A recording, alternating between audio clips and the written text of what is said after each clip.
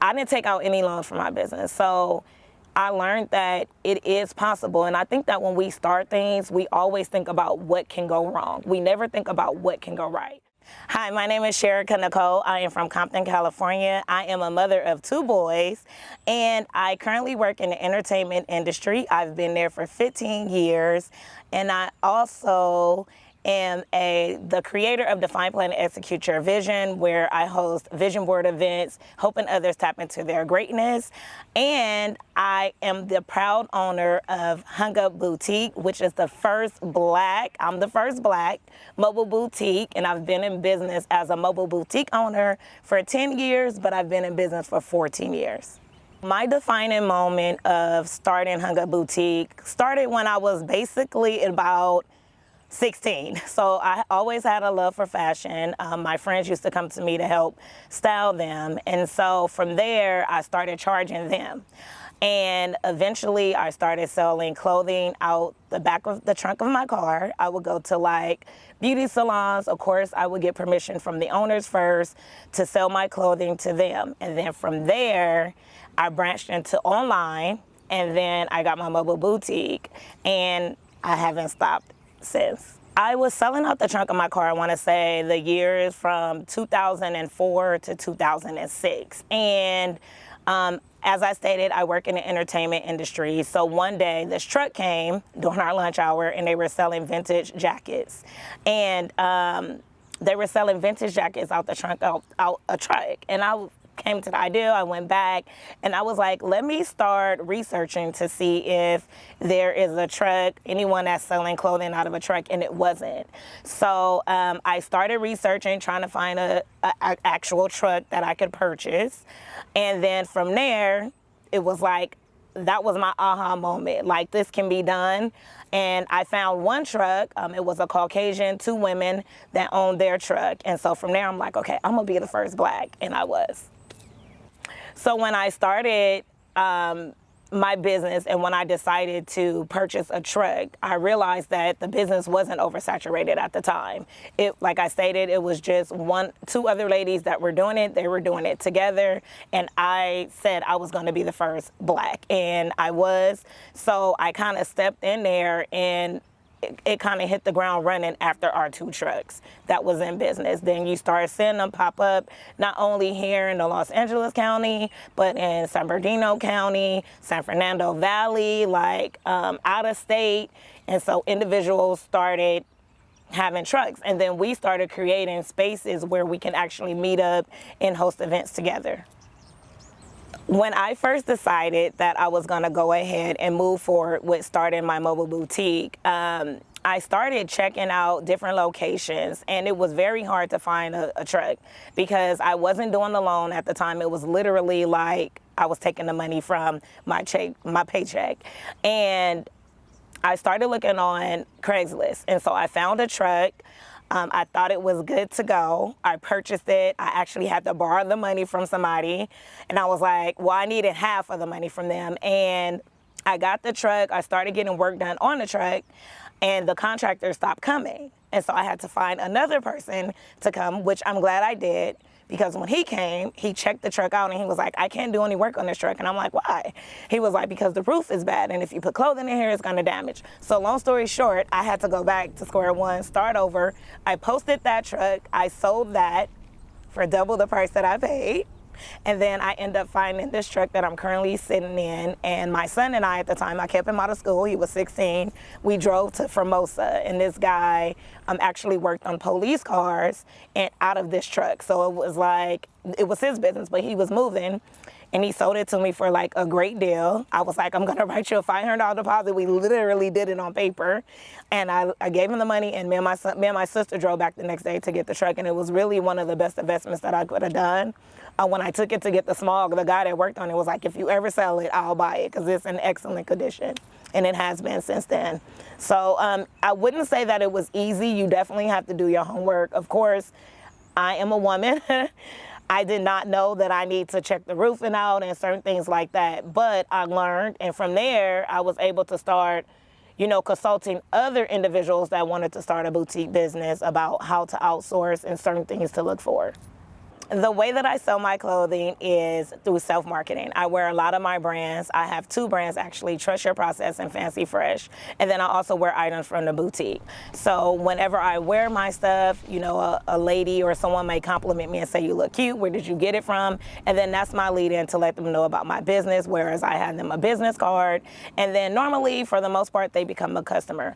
I also gain my customers from individuals that wear my clothing that purchase, so word of mouth.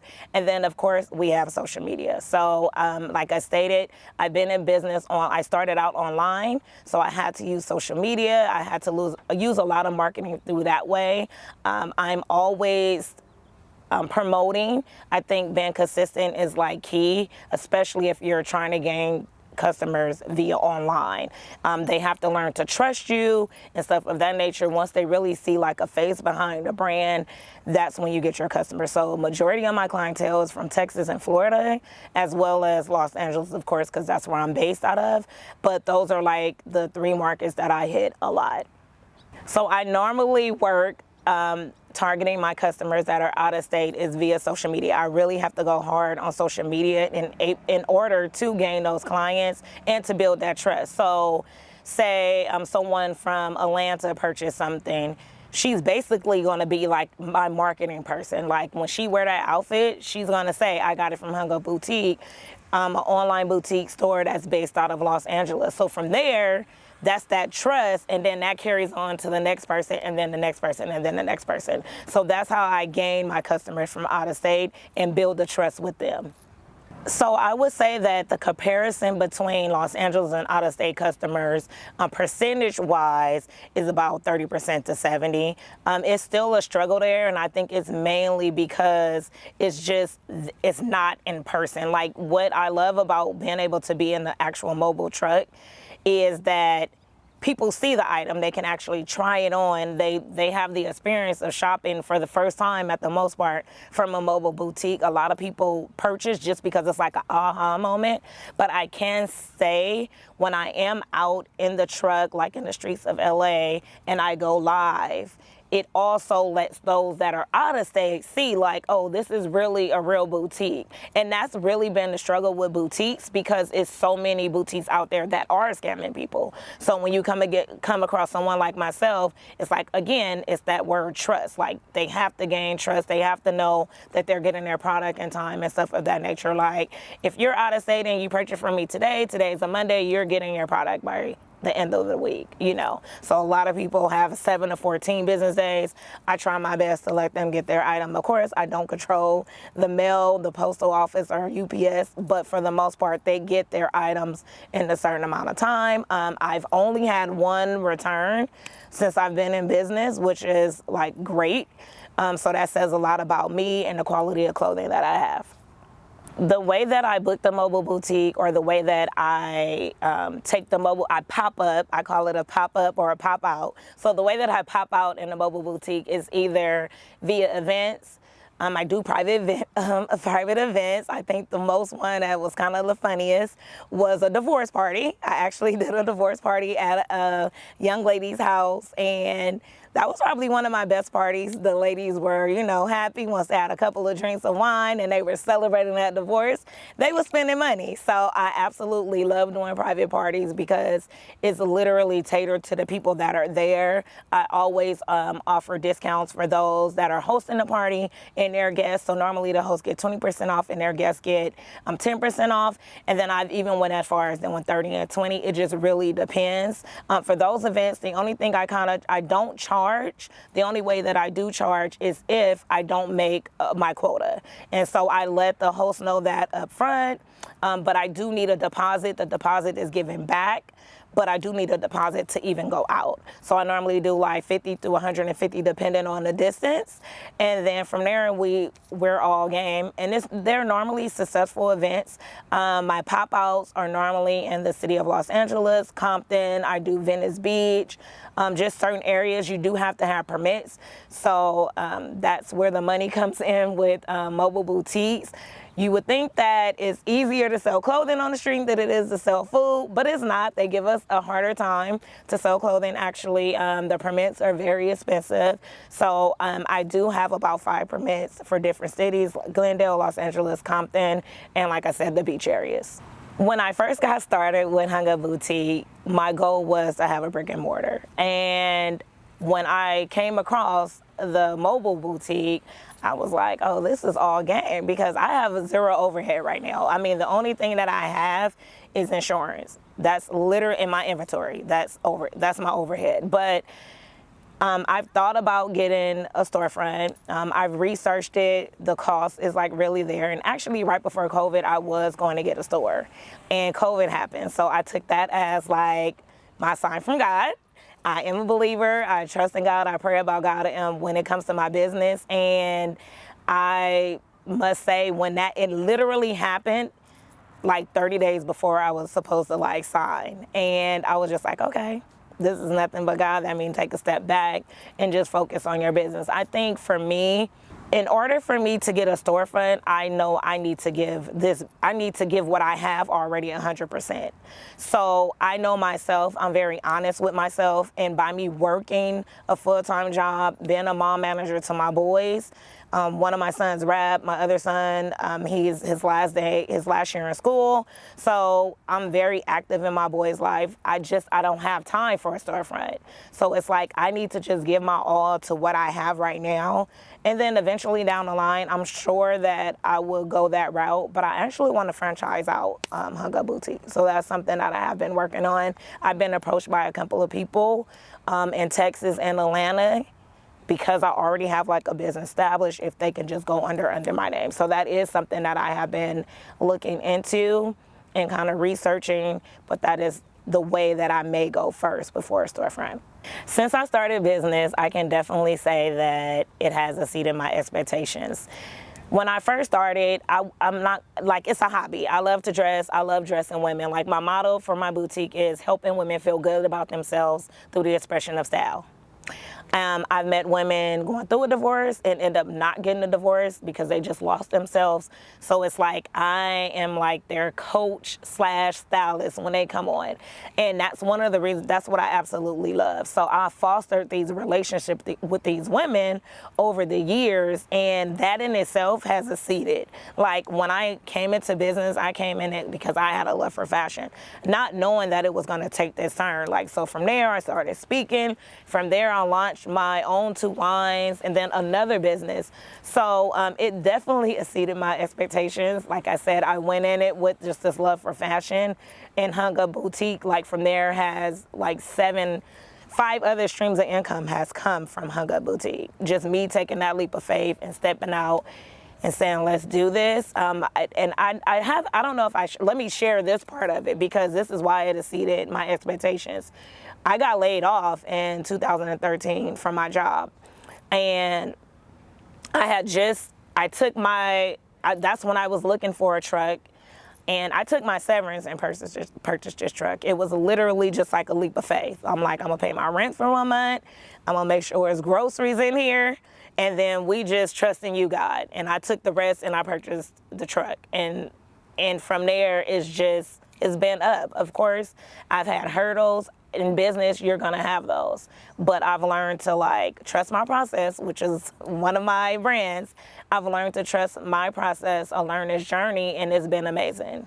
So I wouldn't do it over again. Like, just the way everything happened, it was supposed to happen the way that it happened. Since I've been in business, I have been approached. I have been given many, many, many opportunities. And what I can say that it has helped me learn about myself is I am a risk taker. I'm bold in the things that I do. And I don't take no for an answer. Like, I literally don't take no for an answer. Like, when I purchased my home in 2019, they told me no like 3 times. And I still was like, okay, what else I gotta do? And normally when people get that denial letter, they're just like, okay, on to the next. Me, I actually picked up the phone and called the office and was like, hey, why did you guys deny me? What took place? And that's exactly what I did in my business. I didn't take out any loans for my business. So I learned that it is possible. And I think that when we start things, we always think about what can go wrong. We never think about what can go right. So I learned that along the way too. Like, if I'm gonna start, let me not say I may not get no customers. Let me say, I'm gonna get 100 customers this week. Is that gonna happen? It may or may not. But if I don't get 100, I know I'm gonna get 20 because I know I'm gonna put the work in. So I definitely know that it showed me that I am determined. Again, I'm heavy on, I don't care what anybody says. I remember when I first said I wanted the truck, I literally was living paycheck to paycheck. And one of my coworkers was like, girl, you just asked me to borrow some money to feed your kids until next paycheck. How you gonna get a truck? And I'm like, I'm getting the truck. Like, I don't care if I just borrow some money from you. Like, I know that I'm capable to get it. Then 2 weeks later, I get promoted. Then 2 weeks after that, I get laid off and I got this severance. So to me, even though I got laid off, I still looked at it as God was still in my corner because it helped me get my truck way sooner than I would have been able to get it because I had a lump sum of money. And I took it as God just like, let me see how, you say you got faith in me, let me see how much faith you got in me. The opportunity was presented to me. I could have did one or two things. I could have held on to that money and then like, cause I don't know what's coming, or I could have did exactly what I did. I paid my rent, made sure my kids had food in there. My manager at the time, she knew I was getting laid off. She paid my car note. And I took that rest of the money and I purchased this truck. Well, I purchased that first one and had to sell that one. But yeah, that's what I did. And that was like a part of my faith being tested. A part of who I say that I was, it was being tested. So it just showed me a lot about myself. And I'm still learning, I'm still growing, and I wouldn't trade it for anything. In the next 5 years, I see my business, Hung Up Boutique, growing beyond my imagination, right? So one of my favorite scriptures in the Bible is Ephesians 3:20.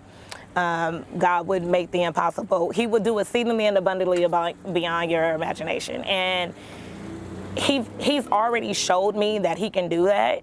And so in my business, that's what I want next. Like, that's my focus. Like I said, I feel like I'm going to be able to give what I really need to give to my business. This is my son last year at school.